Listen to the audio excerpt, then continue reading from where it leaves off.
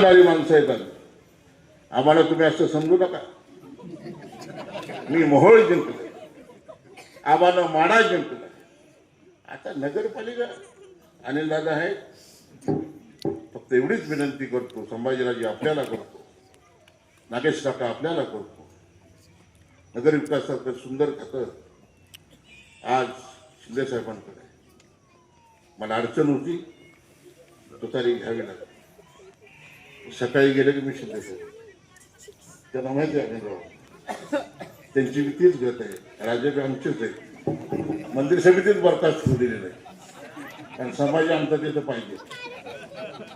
आणि मग ही आमचं एकमेकांचं अतूट नातं आहे, ती शेवटपर्यंत आहे. ही सारी नाती आता उद्याच्या नगरपालिकेच्या निवडणुकीमध्ये आपल्याला किती प्रभाग आहेत? 34 प्रभाग, 34 नगरचे.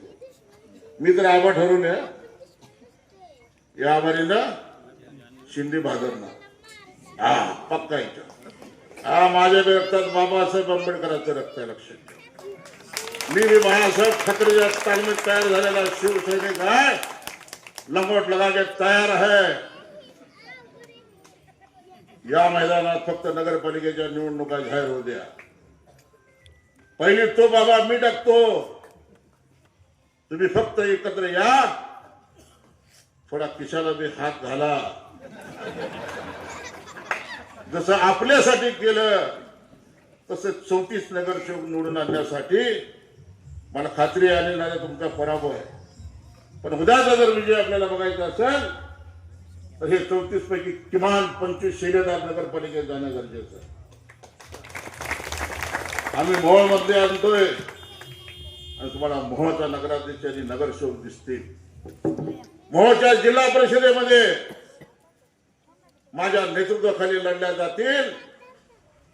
येणारा काळ आपण पाहताल, यानं काय किमया केली. डोंगरे माझ्या बरोबर आले, शेतपळ मुन्ना महाडिक माझ्या बरोबर आहे, अजितदादांचे उमेश पाटील माझ्या बरोबर. मग विचार करा, मी सगळ्यांना एकत्र आणू शकतो. मोहोळमध्ये जाऊन, ही तर आपली नगरी, इथं आपला जन्म झाला, लहानाचा मोठा झालो, कॉलेज जीवनापासून राजकारणाचं बाळ कडू पंढरपुरात घेतलं. वयाच्या 25व्या वर्षापर्यंत पंढरपूरची नस मला माहिती. आणि म्हणून नगराध्यक्ष कोण होतं हे महत्वाचं नाही, हे पद मला मिळावर ना मिळो,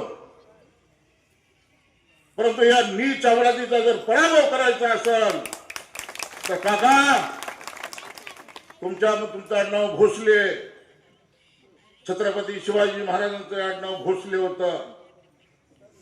आम्ही आंबेडकरी जनता तुमच्या बरोबर आहे.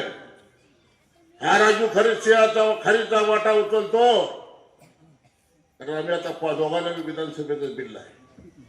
3-3 पडलेत, पण याला बिल्लाच लागला नाही. त्यांची अवस्था काय काका? सुधाकर पंत पडले, हे मासे तर मोदीची सभा झाल्यावर मी पडले. नरेंद्र मोदी सुद्धा ह्यांच्या कामाला आला नाही. अरे कर्म चांगली लागते, कारण आमची मदत तुम्हाला पाहिजे. या पंढरपुरातल्या आंबेडकरी जनतेला मी आवाहन करतो की ज्यावेळी बाबासाहेबांच्या रक्तामोर्चाचा कार्यकर्ता ज्या वेळेला मोहोळमध्ये लढत होता, तेव्हा हा अनाजी पद मला पाडण्यासाठी 17 गावामध्ये जंग पचाडत होता. त्याचा बदला येत्या नगरपालिकेच्या निवडणुकीत आपल्याला घ्यावा लागेल. दारोदार, घर घर नंबर तुम्हाला माहिती आहे. दंगेकर साहेबांचे माझे संबंध आज नाहीत. रेल्वे रुळाच्या वरचं मी यांना जमू बी देत नाही. आणि मोहोळवरनं आले की रात्री संतपेठेत माझ्या बैठका. आणि म्हणून अधिक न वेळ बोलता, अधिक न आपला वेळ न घेता अभिजित आबांना रेल्वेला निघायचंय. आणि आबा मलाही मुंबईला निघायचंय. मी पुढे निघतो, तुम्ही मागणं या. हा मला पुढे जायचंय, कारण माझ्या मागं पळापळ ज्यादा आहे. आपण इथं मला बोलवलं, अक्षय काळजी करू नको. पोलीस डिपार्टमेंट असेल, नगरपालिका असेल, तुझ्या केसालाही धक्का लागणार नाही. आमदार राजू खरे तुझ्या पाठीचे खंबे उभा आहे. हा तुतारीवाला नुकता नावाला आहे. हा लक्षात ठेव, राज्यातली सत्ता सुद्धा आपली आहे. ती सत्ता माझ्या माणसासाठी निश्चितपणाने येणार. काय राजे बरोबर? उद्धव साहेबांपाशी सुद्धा तेवढीच पत आहे माझी, आणि शिंदे साहेबांपाशी सुद्धा तेवढीच पत आहे. आणि महाराष्ट्रातला एकमेव नशीबवान शिवसेना. आणि पांडुरंगाचा आशीर्वाद माझ्या पाठीशी आहे. आणि मला दिसतंय नागेश काका यांचे 5-7 सुद्धा नगरसेवक निवडून येत नाही. फक्त तुम्ही साथ द्या. आम्ही तुमच्यासाठी मेहनत तर राहायलाच पंढरपुरात आहे. मला तर सगळे म्हणजे सकाळपर्यंत रात्री 2 पर्यंत तिकडे 3 तालुक्यात फिरते. आणि आमदार आमचा रात्री कुठे जातो? पंढरपूर. आणि माझं गावच पंढरपूर आहे. कुठे जाऊ? आता पंढरपूरचं मैदान आहे. आणि ह्या मैदानात तुमच्यासाठी निधड्या छातीनं हा राजू खरे रक्ताचं पाणी करल. आपण सगळ्यांनी आम्हाला साथ द्या. 34 नगरसेवक तुम्हाला व्हायचंय. तुमच्यातलाच एक नगराध्यक्ष व्हायचा, एक सुंदर शहर करायचं आहे. एकनाथजी शिंदे नगर विकास मंत्री आहेत. उद्या कराडवर होतोय. हा कराडवर होत असताना आपल्या विचाराची माणसं नगरपालिकेत असणं फार गरजेचे. आपला नगराध्यक्ष तिथं असणं फार गरजेचं. आपल्यातली तुमच्या आमची सर्वसामान्य घरातली मुलं जर नगरपालिकेत बसली तर हे सुंदर पंढरपूर शहर आपल्याला बनवायला वेळ लागणार. राजसत्ता आपल्या हातात असल्याशिवाय हे आपण करू शकत. मी आमदार झालो, अभिजित आबा आमदार झाले म्हणून महाराष्ट्राच्या विधानसभेत आम्ही ज्यावेळी बसतो त्यावेळी समोर फडणवीस साहेब आहेत, समोर शिंदे साहेब आहेत, समोर अजित दादा आहेत. 288 पैकी आम्ही दोघ आहे तिथं आत. राज्याचं सर्वोच्च सभागृह कुणाच्याही नशिबात नसतं. परंतु आमची कुठेतरी वाढ वाढण्याची पुण्य तुमच्या साऱ्यांचे आशीर्वाद. आणि सगळ्यात महत्वाचं आमच्या नीतिमत्तेमध्ये खोट नव्हती.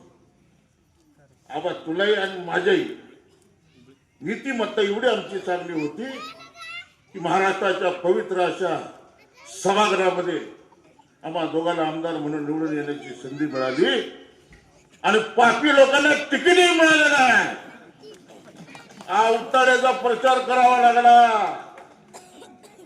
आणि ते समाधान मुंबईत आले की मला मिठीमध्ये त्यांना सांगितलं समाधान तुमचं झालंय समाधान.